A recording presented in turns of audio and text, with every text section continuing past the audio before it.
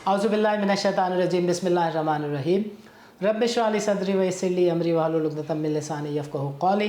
नाज़रीन, this is सानी Khan and you are watching new episode of inside financial markets. Pakistan की मईशत में बहुत कुछ हो रहा है, बैंकिंग सेक्टर में बहुत कुछ हो रहा है, एग्रीकल्चर सेक्टर में बहुत कुछ हो रहा है, पावर सेक्टर में Mohammad Ali every other day he comes up with a new news कि 14 IPPs के साथ मुआहदा हो गया है और जो बिजली की कीमतें हैं उसमें 10 से 20 रुपए तक की कमी हो रही है। गोइंग फॉरवर्ड पाकिस्तान का नक्शा कैसे रहने जा रहा है? पाकिस्तानी को पाकिस्तान अंदर से बहुत अच्छा दिख रहा है, हर तरफ ग्रीनरी दिख रही है, बट एक पाकिस्तानी जो पाकिस्तान से बाहर है वो इन सब मामलात को कैसे देखता है, इस बात को समझने की कोशिश करेंगे। आज हमारे साथ मौजूद हैं कैसर अनीस साहब, who is the vice president and the founding chairman of the Pakistan business professional council. ये आजकल पाकिस्तान के दौरे पर हैं। इन्होंने स्टेट बैंक के गवर्नर समेत पाकिस्तान के जो पॉलिसी साज इदारों के जो हेड्स हैं उनसे मुलाकातें की हैं, जो बैंक के प्रेसिडेंट्स हैं उनसे भी इनकी मुलाकातें हुई हैं। इनसे समझते हैं कि ये पाकिस्तान के फ्यूचर को, इकनॉमिक प्रॉस्पेक्ट्स को, चैलेंजेस को कैसे देखते हैं। कैसर अनीस साहब, welcome to the show and अस्सलाम वालेकुम। वालेकुम सलाम सनी साहब, thanks to inside financial market and GTV network for inviting me. और आप ये सवालात पूछना चाहते हैं, इतने चैलेंजिंग सवालात हैं कि मैं सोच करके थोड़ा सा घबरा गया कि यार इतने सारे लिस्ट ऑफ चैलेंजेस हैं। I am always say that Pakistan एक सबसे मजबूत मुल्क है और सबसे रीजन में इम्पोर्टेंट मुल्क है strategically, but somehow is not progressing accordingly to that. Pakistan के आपने सारे जो लिस्ट चैलेंजेस गिनाए हैं वो बिल्कुल सही आपने बताए हैं, लेकिन जो सबसे बड़ा चैलेंज है वो पॉपुलेशन का चैलेंज है। That's the challenge which federation should see and should attend to the population, the way the population is increasing in Pakistan and the way it's distribution from rural to urban area. सो हम लोग रोक नहीं सकते किसी को कि तुम नहीं जाओगे, लेकिन हम ये कर सकते हैं कि हर गांव, हर बड़े शहर और छोटे शहर को डेवलप करें ताकि वहाँ से लोग जाए नहीं, वहीं रहे। अभी आप देखें, मैं कराची में देख रहा हूँ कि मैं जब कराची आऊँ तो प्रोग्रेस होनी चाहिए, लेकिन वो प्रोग्रेस नहीं है क्योंकि हमारा इंफ्रास्ट्रक्चर ने वो कैपेसिटी नहीं है to absorb all those population hair. तो ये एक बड़ा चैलेंज है। सिमिलरली मैं लाहौर गया हूँ और लाहौर में भी यही चैलेंज है कि पॉपुलेशन माइग्रेशन हो रहा है और वो भी कराची की जैसा हाल होता जा रहा है। सो मेरा ख्याल है कि इस पे काम करना चाहिए, हमें इंफ्रास्ट्रक्चर अच्छा करना चाहिए, सारे गाँवों का, सारे छोटे शहर का, सारे बड़े शहर का, सो they can absorb and happily live, जो कि हमारे आइन में लिखा है कि हम हर को खुशियाँ देंगे, हर को घर देंगे, हर को तालीम देंगे, हर को अच्छा अस्पताल देंगे। तो ये चीज़ बहुत ज़रूरी है। क्या साहब ये फरमाइएगा कि जो इकनॉमिक फ्रेमवर्क है, माशी पॉलिसी साजी है और उस पर जो अमल दरामद है, इससे आप किस हद तक मुतमईन हैं? उसकी भी बेसिकली अगर आप देखें कि हमारी इनकम कितनी है और एक्सपेंडिचर कितने हैं, ये बेसिकली इम्पोर्टेंट है कि आपकी रिसोर्सेज कितनी आ रही हैं और कैसे ये चीज़ें खर्च हो रही हैं। इसके लिए आपका 5 साला प्लान होता है, 10 साला प्लान में होता है और इस बेसिस पे आप अपनी इकोनॉमिक पॉलिसी बनाएं, अपनी दूसरी पॉलिसी से उनसे मुंसलिक करें। अब अगर आप रिसोर्सेज में जाएं तो पाकिस्तान की जो रिसोर्सेज हैं वो नॉर्मली एक्सपोर्ट्स हैं, नॉर्मली आपकी ओवरसीज़ पाकिस्तानी से पैसे आते हैं और आपकी दूसरे जो इन्वेस्टमेंट आपने किए हैं उससे पैसे आते हैं, ताकि वो आपका ट्रेड को कवर करे। चूँकि आप लोग पाकिस्तान में समहाउ अनफॉर्चुनेटली उसकी बोरिंग ज़्यादा हो गई है, तो काफ़ी आपको पैसे इंटरेस्ट में चले जाते हैं। वो डेवलपमेंट نہیں ہو رہی ہے، پروگریس نہیں ہو رہی ہے. تو یہ دوسری آئیڈینٹیفیکیشن میں کر رہا ہوں اس سلسلے میں. Apart from collection of tax, یہ سب سے دوسرا ایک چیلنج ہے، اور میرا خیال ہے کہ اس میں تھوڑا کام کرنا چاہیے. اس میں ڈیجیٹلائزیشن کو ایکسپینڈ کریں، اس کو it should reach to number of filers, جو کہ اس پہ کام ہو رہا ہے. وی اپریشیٹ دیٹ کہ کام ہو رہا ہے اس پہ، لیکن اس میں اور بہت لوگوں کو ٹیکس ایمبٹ میں لانا چاہیے تاکہ آپ کی صحیح آمدنی ہو. اس وقت میرا خیال ہے آپ لوگ 25% تک ہی کلیکٹ کر پاتے ہیں لوگوں سے، اور باقی 75% سے آپ ٹیکس نہیں کلیکٹ کر سکتے. اس سے بھی زیادہ یہ نمبر ہے. کیسا جو باٹم لائن میری سمجھ میں آئی ہے وہ یہ ہے کہ پاکستان میں جو تجارتی خسارہ ہے اس کے اندر ایکچولی ٹریڈ کا امبیلنس ہے. تو پاکستانی جو بھی پیسہ بھیجتا ہے وہ تو اپنی محنت مزدوری کی کمائی کا پیسہ بھیجتا ہے تاکہ اس کے گھر والے جو ہیں ان کا لیولیہوڈ چل سکے، ان کے گھر کے خرچے ہو سکیں. بٹ جو تجارتی خسارہ ہے، آپ امپورٹ کر رہے ہوتے ہیں 50 بلین کی، اور 30 بلین اس میں سے دے رہا ہوتا ہے پاکستانی اپنے گھر والوں کا گھر کا خرچہ ایکسپینڈیچر کو میٹ کرنے کے لیے. سو یہ تجارتی خسارے کے اوپر گورنمنٹ کو کبھی آپ کہتے ہیں کہ بھائی ہمارے پیسے کو آپ کہاں یوز کر رہے ہیں؟ یہ بڑا سوال ہے آپ کا. اس کو مجبوری ہمیشہ کر دی جاتی ہے کہ ہم کیا کریں. یہ سوالات بہت اٹھے ہیں، اور اس پہ کنٹرول نہیں ہوتا ہے. We have to bring it. تو پھر کہتے ہیں کہ پھر ہمارے دوسرے چیزوں میں اس میں نقصان ہو جائے گا اور دوسری چیز میں افیکٹ کر جائیں گی. لیکن یہ جیسا آپ فرما رہے ہیں ایسا ہونا چاہیے کہ اس سے سرپلس ہونا چاہیے آپ کو. اور یہ فنڈنگ کرانا اس طرح صحیح نہیں ہے ملک کے لیے، اور اسی وجہ سے ڈسرپشن ہے، ڈسپیرٹی ہر چیز میں، اور وہ ایفیشنسی نہیں آتی ہے. جب آپ کے پاس پیسے کم ہوتے ہیں اور آپ کے پاس خرچے کے مد زیادہ ہوتے ہیں تو اس فرسٹریشن میں آپ صحیح طرح کام نہیں کر سکتے.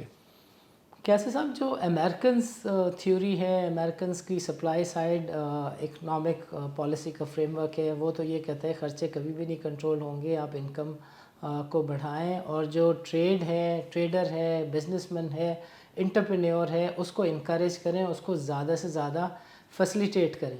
سو پاکستان کی باٹم لائن یہیں پہ بنتی ہے کہ جو $30 بلین ابھی آ رہا ہے وہ اگر کسی طرح 35 ہو جائے، 40-42 بلین ہو جائے تو آپ کو اس میں بہتری دکھتی ہے. اور آپ نے جیسے ابھی تھوڑی دیر پہلے آف دا ریکارڈ گفتگو میں بینک آف پنجاب کے جو پریزیڈنٹ تھے ان سے بھی آپ بات چیت کرتے ہوئے یہی کہہ رہے تھے کہ گورنمنٹ صرف اور صرف اگر اسکل لیبر فورس بھیجنا شروع کر دے صرف UAE میں، تو جو وہاں سے 20-22 بلین ڈالر آتا ہے آپ کہتے ہیں شاید وہ 40 بلین تک جا سکتا ہے. Is it true?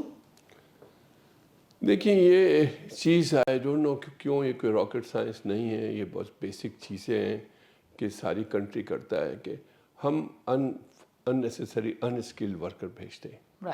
اور ان اسکل آپ بھیجیں نہ بھیجیں، یہاں جو ریکروٹمنٹ ایجنسیز ہیں نا وہ ان لوگوں کو راؤنڈ اپ کرتی ہیں، ان کو سبز باغ دکھاتی ہیں، اور ان کو کبھی مڈل ایسٹ بھیجتی ہیں، کبھی یورپ بھیجتی ہیں، اور وہ لوگ اپنی زمینیں اپنی لون لے کر کے جاتے ہیں. حکومت کو اس پہ عمل کرنا چاہیے، OPF کو اس پہ عمل کرنا چاہیے، اور اس کو میں نے ریکویسٹ کی تھی پرائم منسٹر شہباز شریف صاحب سے کہ اس کو آپ بین کر دیجیے ان اسکل کو، اور اسکل ورکر کو آپ باہر بھیجیں جو سرٹیفائڈ ہو. اس کی ووکیشنل ٹریننگ آپ کے اتنے سارے ادارے ہیں، اور میں نے گورنر صاحب کو بھی یہ بات کہی کہ آپ فیسلٹی دیں ان لوگوں کو جو ورکر اسکلڈ ہیں اور جو ٹریننگ دے رہے ہیں. اب میں آپ کو ایگزامپل خالی دوں، اسکل اور ان اسکل کی بات آپ نے چھیڑ دی ہے. اس میں اگر آپ خالی آئل اینڈ گیس انڈسٹری میں 1 سال کا کورس کریں تو آپ سوچیں کہ ہمارے جو لوگ ہوں ان کو کتنا فائدہ ہوگا. اب اس میں ایک سوال یہ آ جاتا ہے کہ بیسک ایجوکیشن نہیں ہے سب کے پاس، وہ لوگ سیکھنے آتے نہیں ہیں. تو آپ بیسک ایجوکیشن کے لیے آپ اس کی تعلیم کریں, اور بیسک ایجوکیشن میں یہ ایمفیسائز کروں گا کہ آپ انگلش پڑھائیں ان کو. انگلش شوڈ بی, میں نہیں کہہ رہا کہ آپ اردو یا علاقائی زبان نہ پڑھائیں, لیکن سمجھ لیں کہ انگلش بھی ایک میرا سبجیکٹ ہے, میرا سائنس کا سبجیکٹ ہے, کیونکہ English is a tool to reach the world everywhere. اگر اس کو انگلش آ جاتی ہے تو فائن. میں یہ بھی کہوں گا جو ورکر باہر جا رہے ہیں, جیسے دوسری کنٹری میں ہوتا ہے, یہ جیسے او پی ایف کو اپنے ڈپارٹمنٹ میں سے کہ 3 مہینے کے تم انگلش کورس کر کے آؤ گے, تم سرٹیفکیٹ دکھاؤ گے, پھر جہاز پہ چڑھو گے تم. تو یہ ایک کمپلسری ہونا چاہیے. اور سرٹیفکیشن لینے میں کیا, ایک آپ کا ہاسپٹلٹی میں بے انتہا ڈیمانڈ ہے مڈل ایسٹ میں, انٹرنیشنلی آلسو. تیسری چیز آپ کی ٹیکنالوجی میں بے انتہا ڈیمانڈ ہے. پھر اگر آپ سپریٹلی لے لیں, ویلڈنگ میں, پلمبنگ میں, الیکٹریشین میں, یہ سارا ایریا میں, مسنری میں, کارپینٹری میں, اس دوسرے لیول کے بھی لوگ آ جائیں گے. ان کی اگر سرٹیفکیشن کرتے ہیں, سب کی تنخواہ چلی جائے گی $1,500 $2,000 کے پر باہر, اور وہ اپنی فیملی کو بھی دیکھیں گے, ان کی اسٹینڈرڈ لیونگ بھی ہو جائے گی. اور اگر نہ بھی گئے تو آپ کی کنٹری میں ایک سرٹیفائڈ آدمی کام کر رہا ہے. ابھی آپ چلتے ہیں, وہ بیچاروں کو نہ کوالٹی پتہ ہے, نہ ان کو اسٹینڈرڈ پتہ ہے. آپ ان کو ڈانٹیں, ان کو سکھائیں, وہ بیچارے اسی طرح بڑھے ہوئے ہیں, خودرو پودوں کی طرح.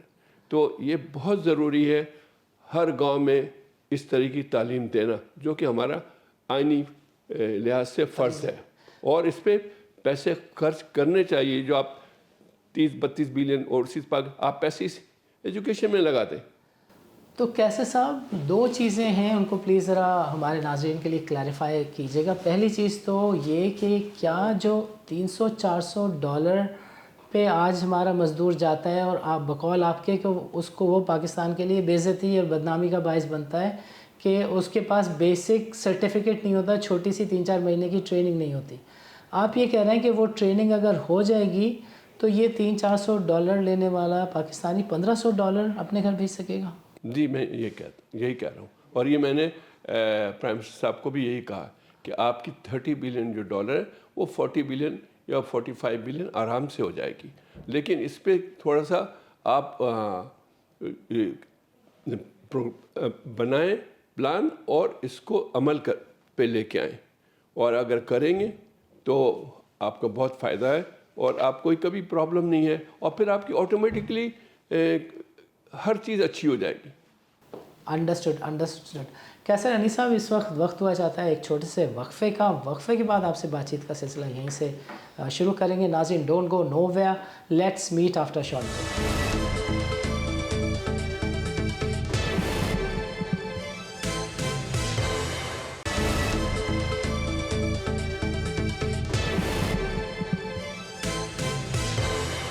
ویلکم بیک ناظرین.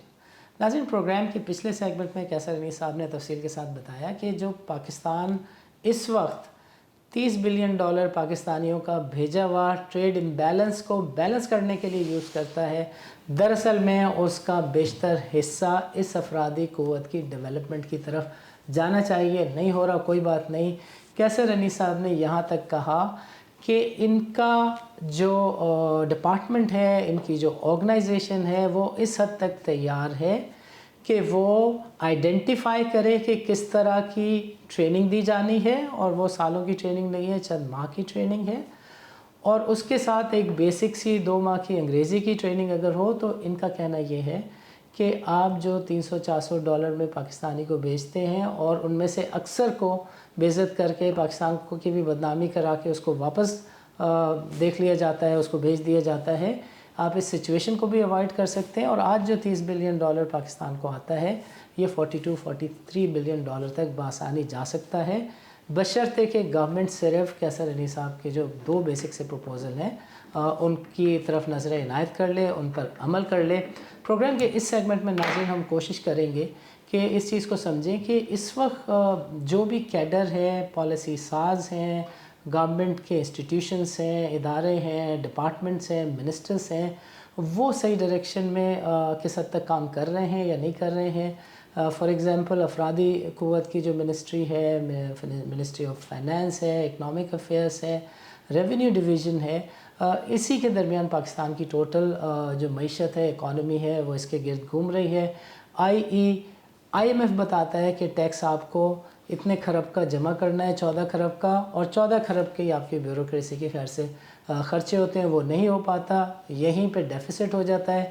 اور کیسر علی صاحب جیسے لوگ بار بار پوائنٹ آؤٹ کرتے ہیں کہ ڈیولپمنٹ ایکسپینڈیچر کو جب آپ کٹ کرتے ہیں تو بے روزگار بھی بڑھتی ہے اور معیشت کا سرکل بھی رکتا ہے۔ سو کیسر صاحب سے سمجھنے کی کوشش کرتے ہیں کہ یہ جو کرنٹ سسٹم ہے، پالیسی ساز ہیں، سب سے پہلے جو فائنانس منسٹر ہیں جو کہ ایک بینکر ہیں، ان کی پرفارمنس کو کیسر علی صاحب کیسے دیکھتے ہیں؟ سو کیسر صاحب اوور ٹو یو۔ سر یہ بہت چیلنجنگ کوشچن آپ نے دیا ہے۔ یہ تو سول تھنگ کہ یہ ساری منسٹری جو آپ نے لسٹ دلوائی، یہ بہت امپورٹنٹ منسٹری ہے۔ They are the leaders, they are reporting to the prime minister and they have to see the interest of the country. Targets جیسے پہلے میں نے شروع میں کہا کہ اگر آپ کے پاس اکنامک پلان ہے تو یہ ساری منسٹری اسی طرح اسی لائن پہ کام کریں گی، اور وہ اگر نہیں کام کریں گی دین دا کیبنٹ بیٹھ کر کے پوچھے، کیونکہ کیبنٹ کی میٹنگ ہوتی ہے کہ بھائی یہ چیز ہو رہی ہے نہیں ہو رہی ہے، اور ہر منسٹر سے پوچھے کہ اس پہ کام ہو رہا ہے یا خالی وہ باہر کے ٹوری کر رہے ہیں بیٹھ کر کے۔ بیسکلی مجھے یاد ہے کہ مشرف صاحب کے دور میں کوئی منسٹر جا نہیں سکتا تھا باہر، اور مجھے یاد ہے کہ میں نے ایک ایونٹ کیا تھا ایمریٹس پیلیس ہوٹل میں، جس میں ہمارا جوائنٹ ایونٹ تھا ایک کنٹری کے ساتھ، تو ہمایوں اختر صاحب کو آنا تھا، تو پرمیشن ان کو نہیں ملی، پھر اسپیشل پرمیشن دلائی صرف چند گھنٹے کے لیے، تو وہ آئے اور تقریر کر کے گئے۔ تو that should be there, that they should be devoted to those target. جیسے سب سے امپورٹنٹ جو ہے وہ ہیومن ریسورس ڈیولپمنٹ کا ہے، موسٹ نیگلیکٹڈ منسٹری ہے یہ۔ آپ اگر لسٹ، میں ابھی اسلام آباد میں تھا، اکاؤنٹنٹ جنرل پاکستان کے پاس بیٹھا تھا، میں نے کہنے لگا کہ اتنے پیسے ہم لگاتے ہیں ہیومن ریسورسز کے لیے، اور اتنے سارے انسٹیٹیوشن ہیں، تو ان کی سب کی ٹارگٹس ہونی چاہیے۔ کوئی پوچھتا نہیں ان سے کہ کیوں نہیں ڈیولپ ہوئی۔ تو اگر یہ کرنا شروع کر دیں اور اکاؤنٹیبلٹی شروع کر دیں تو یہ مسئلہ بہت آسان ہو جائے گا۔ ایک طرف کیبنٹ منسٹر میں یہ چیز ڈسکس ہونی چاہیے، سینٹ میں ڈسکس ہونی چاہیے، ہاؤس میں ڈسکس ہونی چاہیے، اور میں اگین ایمفسائز کروں گا اس میں کام ہونا چاہیے ہیومن ریسورسز میں۔ دوسری چیز میں ٹریڈ کامرس کے سلسلے میں یہ کہوں گا، اور یہ ہمیشہ بات آئی ہے، میں نہیں کہہ رہا، ہر کوئی یہ بات کہتا ہے کہ ہم ماشاءاللہ ہر دنیا میں ہماری ساری منسٹری ہے، کونسل خانے ہیں، کمرشل سیکرٹری، لیکن ان کے پاس ٹارگٹ نہیں ہے۔ ان کو آپ ٹارگٹ دیں کہ بھائی یہاں کا ٹریڈ اتنا ہے، تم نے کتنے پرسنٹیج ٹریڈ اچیو کیا۔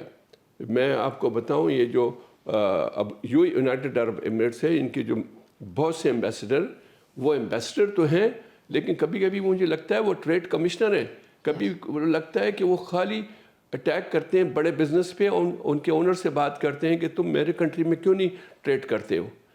تو یہ اس طرح کا طریقہ کار اپنانا چاہیے، ان کو ٹارگٹ دینا چاہیے ایمبیسی کو اور کونسل خانے کو کہ بھائی وہ لوگ بیچارے محنت کرتے ہیں۔ میں یو اے کے لحاظ سے کہوں گا کہ embassy is overloaded with so much community member, لیکن آئی نو وہاں دوسرے ڈپارٹمنٹ اس کو اٹینڈ کرتے ہیں، لیکن جو ڈپلومیٹک سیکٹر ہے وہ اس کے پاس اس کو ٹارگٹ ہونی چاہیے کہ ہمیں یہاں اتنا بزنس لے کے جانا ہے یہاں سے، یا گائیڈ کرنا ہے کہ یہ والی چیزیں ایسی ہو سکتا کرتے ہیں جو مجھے نہیں پتہ ہوگا، کیونکہ وہ محنت بہت کرتے ہیں۔ تو I feel they need a guidance. Right. کیسا صاحب ایک پوائنٹ ہے جو آئی تھنک اس کو ایمفسائز کرنا ضروری ہے، آپ یہ جو تجارتی خسارہ ہے اور جو ڈیولپمنٹ ایکسپینڈیچر کٹ کیا جاتا ہے، اس کے اوپر بھی آپ اظہار ناراضگی کر رہے تھے۔ آپ کا ویو یہ تھا کہ جب ڈیولپمنٹ ایکسپینڈیچر آپ کٹ کریں گے اور بیوروکریسی کے اوپر ہی 13 ٹریلین جمع کیے ہوئے آپ خرچ کر دیں گے تو ملک میں روزگار کہاں سے پیدا ہوگا؟ سو اس کے اوپر بھی آپ گورنمنٹ سے بات چیت کرتے ہیں، ریز کرتے ہیں یہ پوائنٹ؟ دیکھیے اس میں تو ریشو بنائیں، بیسکلی ریشو بنائیں کہ یہ پرسنٹیج ہم اس میں خرچ کریں گے، یہ percent, and you follow that ratio. جس دن آپ یہ کرنا شروع کریں گے ساری چیزیں صحیح ہو جائیں گی۔ اگر آپ یہ کہیں کہ ایک کمپنی بنی ہے اور وہ میں ایک ایگزامپل دوں, ایک آرگنائزیشن ہے ہمارے یو اے میں, تو میں نے اس کی جب فائنینشیل ریویو کیا تو میں نے کہا یہ کمپنی کیا سارے امپلائی پالنے کے لیے کری ہے یا بزنس کے لیے کی ہے انہوں نے, کیونکہ میں تو دیکھ رہا ہوں کہ سارا پیسہ امپلائی لے جاتا ہے اور اس میں کوئی چیز بچتی نہیں ہے. تو یہی حساب یہاں کا ہے کہ سارا پیسہ اگر اسی میں لگ جائے گا کہ آپ پیمنٹ کرتے رہیں تو وہ صحیح بات نہیں. ایک اور چیز کو میں آئیڈینٹیفائی کروں, دیکھیں سر چیلنجز میں نے گنوائے پاپولیشن کا. دوسرا چیلنج ہے کہ ڈیسیشن میکنگ کورٹ کی. آپ کا جیسا بھی کورٹ میں اس پہ کمنٹ نہیں کرتا ہوں, لیکن آپ کہہ دیں کہ یہ جو کیس ہے جو آیا وہ 6 مہینے میں فارغ ہونا چاہیے. اگر 6 مہینے سے زیادہ ہوگا آپ اس کو ڈیسیشن لیں اور یا آپ اپنے جج بڑھائیں تو آپ کا کانفیڈنس بڑھے گا. میں آپ کو ایگزامپل دوں ابو ظہبی کے کورٹ کی, کہ ابو ظہبی میں ایک مین کورٹ ہے اور اے ڈی جی میں ابھی بنی ہے, وہاں ان کا ایک کورٹ ہے جو برٹش سسٹم ہے. اب ہو کیا رہا ہے کہ تھوڑا سا ڈیلے ہوتا ہے ابو ظہبی کورٹ میں, تو لوگوں نے اپنے ایگریمنٹ میں یہ لکھا my court will be A D G M اور وچ از ایکسیپٹیبل. سو اگر آپ بھی اپنے کیسز یہاں ایسا کریں گے تو انویسٹمنٹ اٹریکٹ ہوگا. لیکن اگر ان کو پتہ ہے کہ کورٹ میں فیصلہ ہی نہیں جانا ہے اور وہ لٹک جائے گا, اور اس کا فائدہ میں جہاں انٹرویو دے رہا ہوں آپ دیکھیں ہائٹ ایجنسی بنا 30 سال سے کھڑا ہوا ہے, پتہ نہیں کس جرم میں وہ کھڑا ہوا ہے. بھائی اس کا فیصلہ کرو, ادھر کرو یا ادھر کرو. Why you are doing such thing. ایک آدمی آتا ہے پی سی میں ٹھہرتا ہے, دیکھتا ہے یہ کھنڈر کہاں سے کھڑا ہوا ہے کب سے, and they laugh on everyone. اب ہر کوئی الزام لگا دے یہ پروونشل پرابلم ہے, یہ فیڈرل پرابلم ہے. It is country problem. Sort it out. Sit down and they all decision maker comes there. Why not they sort it out کہ یہ ود ان 6 months نہیں تو 1 year میں ڈیسیشن باہر کرو اس کو. And that should be the spree. Apart from میں نے جیسے دوسرے سولوشن بتائے, you should do this. Understood. کیسا وقت ہوا چاہتا ہے ایک اور چھوٹے سے وقفے کا. وقفے کے بعد آپ سے ہم چاہیں گے کہ بات چیت کا سلسلہ یہیں سے ریزیوم کریں. ناظرین don't go nowhere, let's meet after short break.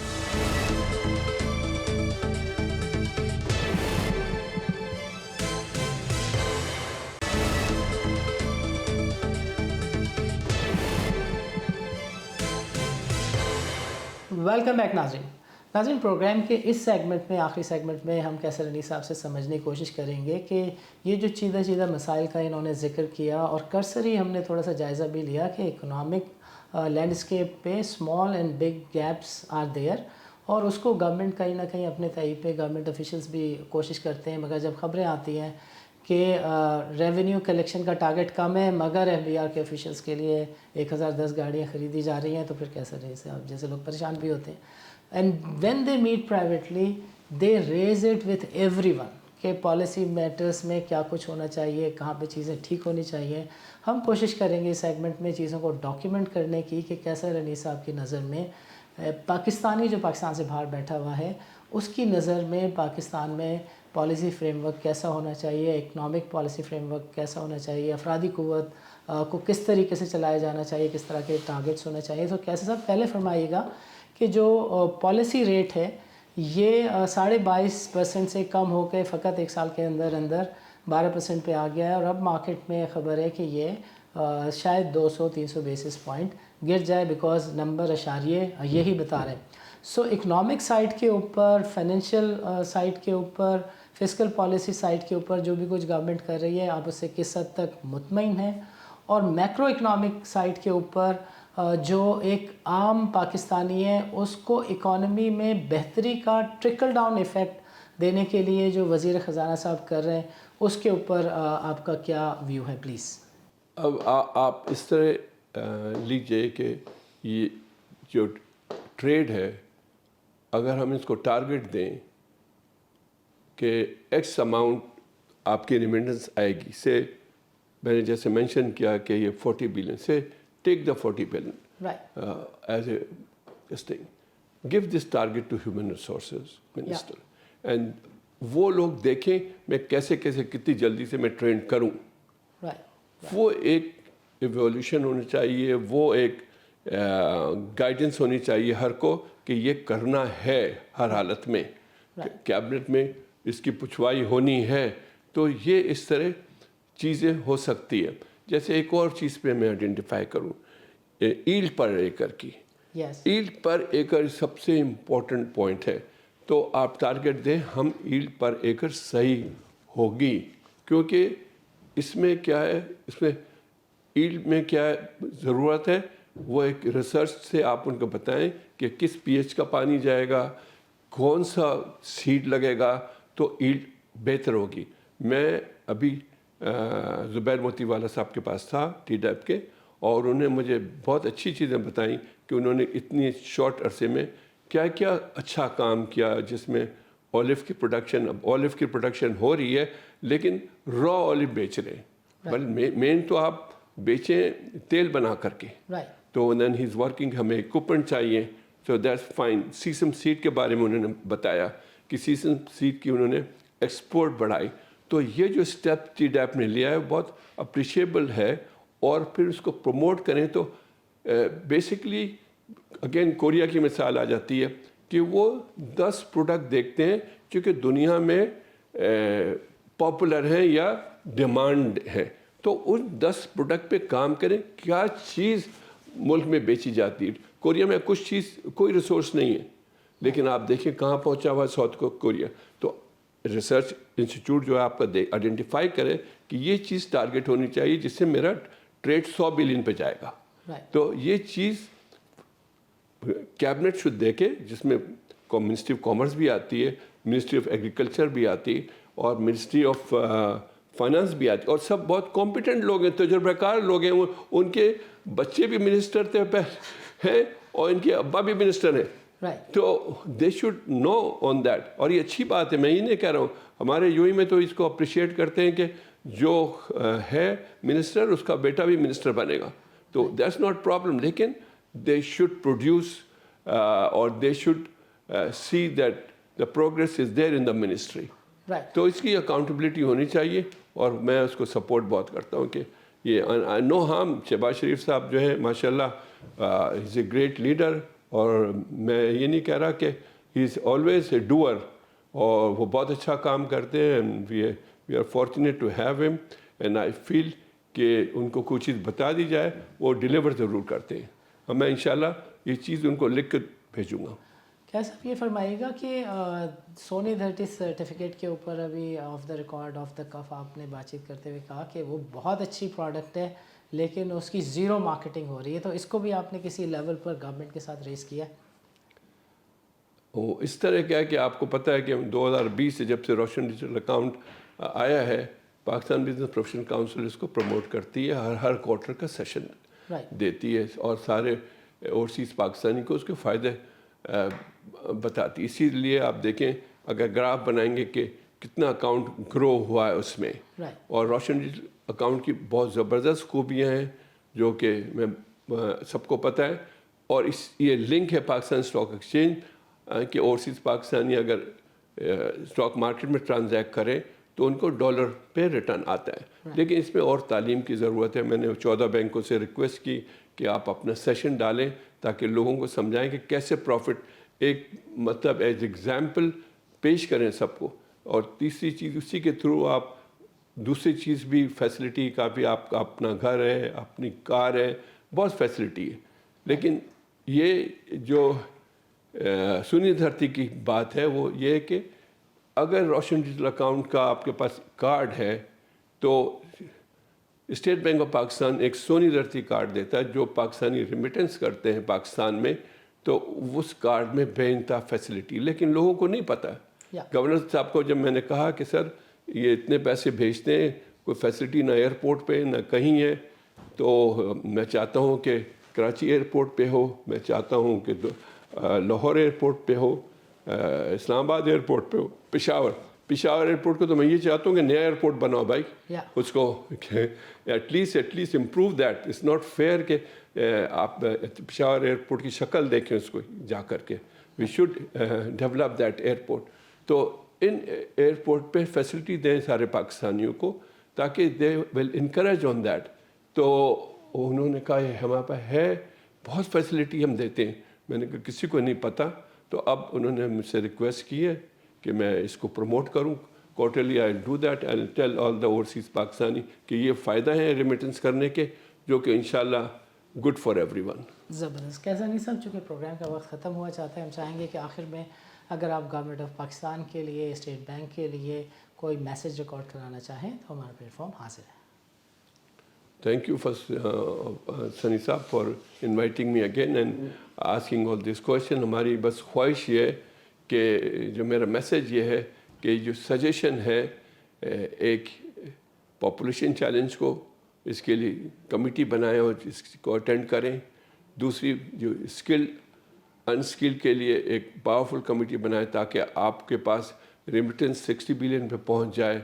تیسری چیز کہ اسٹینڈرڈ اینڈ کوالٹی اسٹینڈرڈ بنائیں انفراسٹرکچر کے لیے اور ہر چیز کے لیے یہاں پاکستان میں, اور وہ فالو ہونا چاہیے فیڈرل لیول پہ, پروونشل لیول پہ نہیں ہونا چاہیے.